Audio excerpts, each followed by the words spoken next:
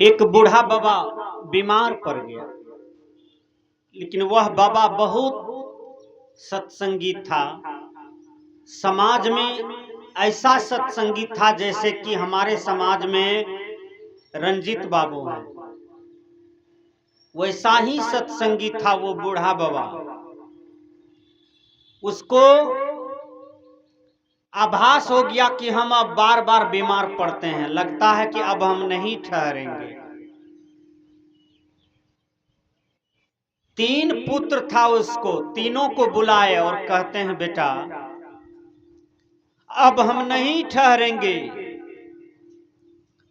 तीनों बेटा के आंख से आंसू गिरने लगे। कहा बाबूजी अंतिम उपदेश कर दीजिए ताकि हम लोग ये संसार में नहीं भटके, न तो दुख की गड्ढा में गिरे, सद्बुद्धि बना रहे, सद्ज्ञान बना रहे, शिष्टाचार सदाचार बना रहे, समाज में सुख शांति मिलते रहे। पिताजी भी रोने लगे और रोते रोते कहते हैं बेटा देखो, दशरथ के आज्ञा का पालन किए थे राम, और बड़े बड़े पुत्र हैं जिन्होंने अपने माँ बाप का आज्ञा का पालन किए। श्रवण कुमार तो यहां तक पालन किए कि कलेजा में बाण लगा हुआ है, लेकिन ख्याल कर रहे हैं माता पिता का। कैसा बेटा था श्रवण कुमार। जीवन भर आप बेटा के लिए कमाए हैं, बेटा का शादी हो गया, 1 साल के बाद वही बेटा आप पर थूक फेंकता है, आपको लाठी से मारने दौड़ता है, भोजन नहीं देता है, केवल कन्या और बच्चे की बात को सुनता है और माता पिता से दुश्मनी करता है, माता पिता को दुश्मन समझता है। यह कलयुग में हो रहा है। विचार कीजिए, बहुत माता पिता दुखी हैं घर में। न धन की कमी है, न दौलत की कमी है, न पैसे की कमी है, न जमीन की कमी है, न तो ड्राम में चावल घटा है, न तो बोरा में आटा घटा है। घटा क्या है तो प्रेम घट गया है, सद्बुद्धि घट गया है। हर घर में माता पिता दुखी मालूम पड़ता है। रोते हुए आता है मेरे पास कि बाबा हमारे बेटा को समझा दीजिए। तो बूढ़ा बाबा सोचा कि हम तो दुनिया से चलिए जाएंगे, क्यों ना सद्बुद्धि सद्ज्ञान की बात कर दें अंतिम में। तो कहते हैं देखो बेटा, हम दुनिया से चले जाएंगे लेकिन हम सत्संगी हैं और हम साधु सेवी हैं। हमारे दरवाजे पर सब दिन संत की सेवा हुआ है और साल में 1 बार सत्संग हुआ है।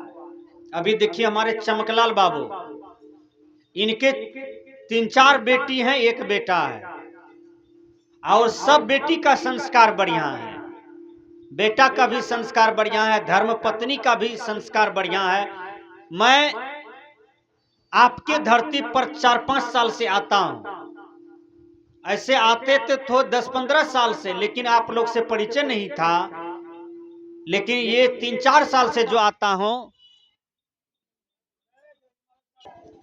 तो सभी बच्चे इनके संस्कारी हैं, सबके संस्कार बढ़िया है। मैं जब जब आपके गांव आया हूं और इनके बच्चे मिल जाए तो कहते थे बाबा आइएगा हमारे यहाँ। जब भी आते थे तो बहुत स्वागत करते थे और बोलते थे कि आशीर्वाद दीजिए ताकि मेरे बाल बच्चा बढ़े और विकास होवे। बाबा हमको दिमाग में है कि हम आपको बुला करके सत्संग कराएंगे, वो दिन आज सफल हो गया। चमकलाल बाबू के पूरे परिवार कह रहे थे कि बाबा आशीर्वाद यदि आपका पड़ जाएगा तो हम आपको बुला के सत्संग कराएंगे। लेकिन वो दिन आज आ ही गया कि संत गुरुजन का वचन जो है वो झूठा नहीं होता है, वो पड़ जाता है, वह कभी न कभी पड़ जाता है। और आज पूरे परिवार खुशी में है। विचार कीजिए। तो मैं कह रहा था कि वो बूढ़ा बाबा बोलते हैं बेटा हम 1 नंबर का सत्संगी हैं अपने गांव में, सब मेरा सम्मान कदर करते थे, हमारे दरवाजे पर सत्संग और साधु सेवा होते रहा है, धन कभी नहीं कमा है। एक एक आदमी देखिएगा मेहमान का बहुत स्वागत करते हैं, क्योंकि मेहमान साढ़ू होता है, जीजा जी होते हैं, साला जी होते हैं, ससुर जी होते हैं, साली जी होती है, फुआ जी होते हैं, चाचा जी होते हैं, ये सब मेहमान होता है। और इनको लोग खून समझ करके बहुत स्वागत करते हैं।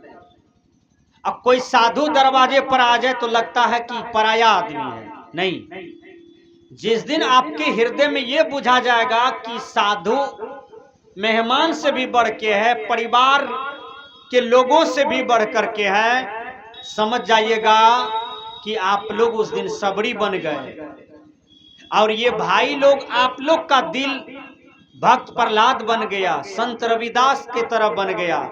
जिस दिन ये समझ में आएगा कि परिवार से ज्यादा बढ़कर के संत महात्मा होता है, तो उस दिन से आपका भक्ति खुल जाएगा, आपका सत्संग बन जाएगा, आपका सेवा बन जाएगा। इसलिए कबीर साहब ने कहा, समझे कि गति एक है, जिन समझा सब ठोर, कहीं कबीर पुकारी के बल कहीं और की ओर। कबीर साहब कहते हैं, अपनी समझ बुझ को ठीक करो, माया में मोह में भटको नहीं, धीरे धीरे इनका त्याग करो, असंग रहो, अनासक्त रहो, दूर नहीं, सबसे दूर हो जाओ धीरे धीरे। जितना नजदीक जाओगे उतना धोखा पाओगे, जितना दूर रहोगे उतना सुख मिलेगा। ये गुरुवर कबीर कहते हैं। तो बूढ़ा बाबा कहते हैं, देखो बेटा, हम तो दुनिया से जाने ही वाले हैं, लेकिन तुम लोग को एक शिक्षा दे करके जाते हैं। हम जो काम किए हैं इस दरवाजे पर, वही काम तू लोग भी करना। सत्संग करना, साधु का सेवा करना, ईमानदारी पूर्वक से कमाना खाना, यही आशीर्वाद दे करके बूढ़ा दुनिया से चले गए। देखिए, बूढ़ा तो चले गए, बेटा को जितना जो हुआ किया। 13-14 दिन के बाद कोई महात्मा रास्ते से जाए तो उसको पूरे परिवार के लोग बैठावे, चरण पखारे, भोजन उजन दे, कुछ पूजा विदागरी दे, तो वो चले जाए। बूढ़ा जब मर गया ना, तो मरने के काल में 2 बात बोले थे। एक बात तो ज्ञान की, एक बात और बोले थे कि बेटा, 3 पीढ़ी से हमारे दरवाजे पर ये वृक्ष सूखा हुआ है। ये देखो पीपल का वृक्ष है, ये 3 पीढ़ी से सूखा हुआ है।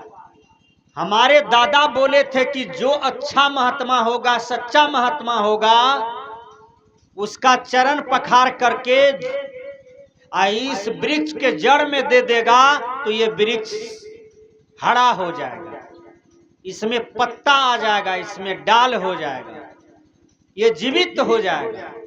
लेकिन सच्चा महात्मा, सच्चा संत, सच्चा गुरु का इसमें चरणामृत पड़ना चाहिए। बेटा, 3 पीढ़ी से दे रहा हूं, लेकिन सुनवाई नहीं कर रहा है। कहीं तुम्हारे समय में सुनवाई कर जाए तो 3 साल तक साधु महात्मा का उसका पूरे परिवार खूब सेवा किया। बूढ़ा तो चले गए दुनिया से। उसका बेटा सब कहा, बाबा जी सब ढंग ढकोसला करता है, खाने के लिए बाबा जी बन गया है, ऐश मौज के लिए बाबा जी बन गया है, काम नहीं करना पड़े तो बाबा जी बन गया है। ढेरी ढेरी बात होता है ना समाज में, दही चूड़ा के लिए बाबा जी बन गया है। विचार कीजिए, ये सब बात पूरे परिवार के लोग बोलने लगा। कहा, बूढ़ा तो मरिए गया, छोड़ो, बूढ़ा आता है देखने के लिए। हम लोग 3 साल से बाबा जी सबका, महात्मा सबका सेवा करते हैं, कुछ प्राप्त नहीं होता है, छोड़ दिया। बाद में कोई साधु महात्मा को नहीं टोकते थे परिवार, नहीं सेवा करते थे। लेकिन एक दिन स्वप्न में देखा कि बाबा हम लोग को डांट रहे हैं कि तुम लोग साधु के चरण पखारना, साधु का सेवा, सत्संग करना क्यों छोड़ दिया? इसलिए तुम लोग के देह पर दुख का वज्र गिर गया है। देखिए, फिर से सुबह से वो लोग साधु सेवा करना शुरू कर दिया। दूसरा दिन उसी रास्ते से कबीर साहब जा रहे थे। कबीर साहब को पकड़ करके लाए, चरण पखारे, और वो चरना अमृत का जो पानी था ना, वो दे दिया पीपल के वृक्ष के जड़ में। पूरा गाछ हरा भरा हो गया, डाल पत्ता हो गया, गाछ जिंदा हो गया। 1 घंटा के अंदर में पूरा गाछ झबड़ गया। मतलब चमत्कार चमत्कार हो गया। जो गाछ 3 पीढ़ी से सूखा हुआ था, वो गाछ हरा हो गया। केवल कबीर साहब का चरणामृत पड़ गया, एक सच्चा महात्मा का चरणामृत पड़ गया। कहानी का तात्पर्य ये है कि सच्चा महात्मा का सेवा करने से सद्ज्ञान मिलता है, परिवार हरियाली होता है उसी वृक्ष के तरह, और परिवार में सुख शांति आता है, समाज में सद्भावना लौटता है, समाज में शांति की वातावरण लौटता है। तो सत्संग साधु सेवा सबके दरवाजे पर चाहिए। बोलिए, इसमें कोई पैसा नहीं लगता है, ये करने से धन नहीं घटता है। इसलिए बड़े बड़े महात्मा, त्यागी, बैरागी सत्संग और साधु सेवा करते रहते हैं। बीच में कितनों दिक्कतें आ जाती है, समस्या आ जाती है, सबको झेलते रहते हैं। इसी पर एक सुंदर भजन है, उसको सुनिए।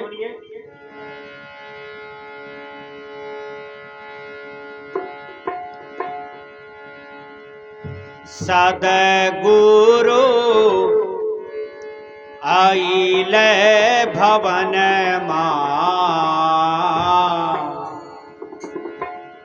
अंगना लागे छै सोहान,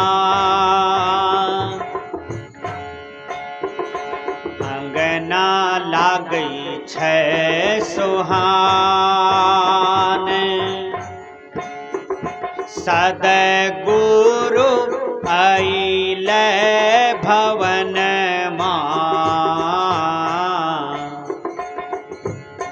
अंगना लागे छै सोहान, घरवा लागे छै सुहान।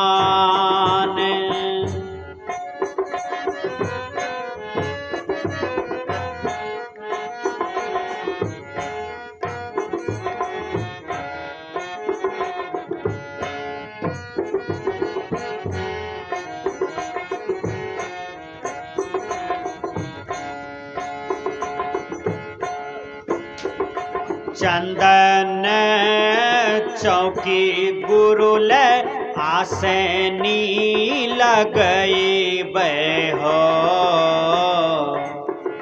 चंदन चौकी गुरुल आसनी लगई हो। फूल चुनी से जिया बिछाए, फूल चुनी से जिया बिछाए। सद्गुरु आइले भवन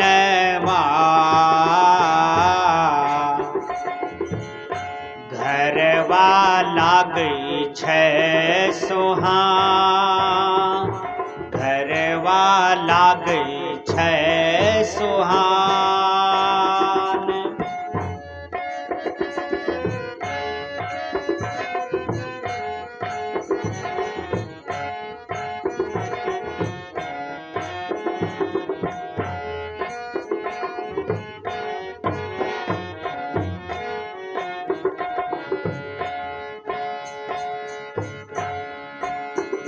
चरण पखारी चरण अमृत तलैबै हो।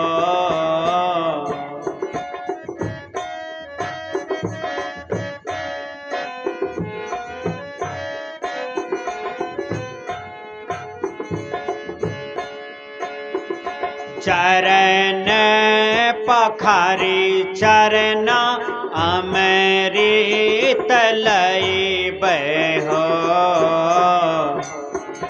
लाई लाई भवन सिंचाय, लाई लाई भवन सिंचाय। सद्गुरु आइले भवनवा, घरवा लागै छै सोहान, अंगना लागै छै सोहान।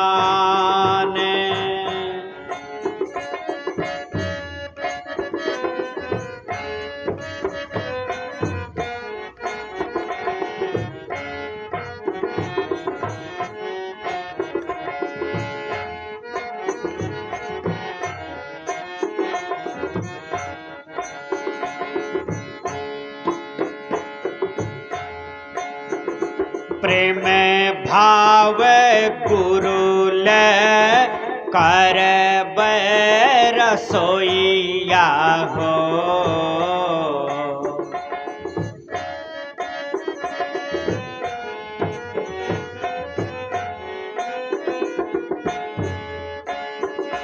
प्रेम भाव गुरु ले करबै रसोइया, अदरस चटनी बनाए, अदरस चटनी बनाए। सद्गुरु आइले भवनवा, घरवा लागै छै सोहान, अंगना लागै छै सोहान।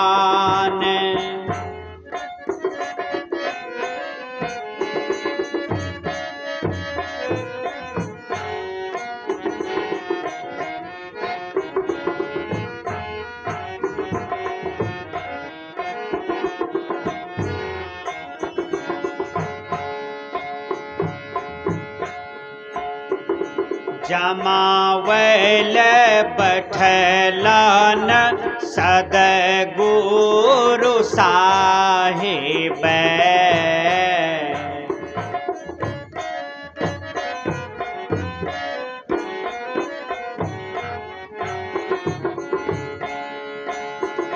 जमावैल बैठलन सद्गुरु साहिब। हम धनी बेनिया डोलाए, हम धनी बेनिया डोलाए। सद्गुरु आइले भवन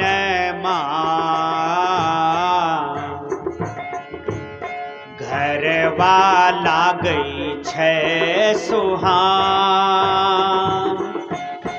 अंगना लागै छै सुहान।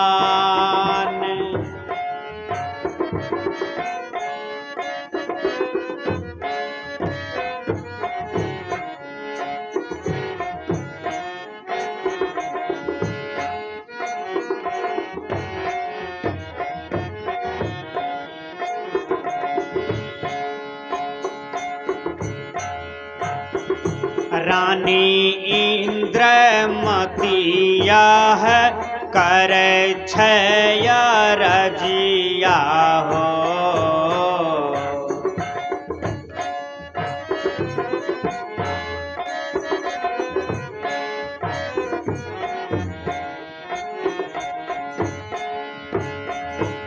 रानी इंद्रमतिया है करे छया रजिया लिह गुरु शरण लगाए लिह गुरु शरण लगाए सदगुरु आइल भवन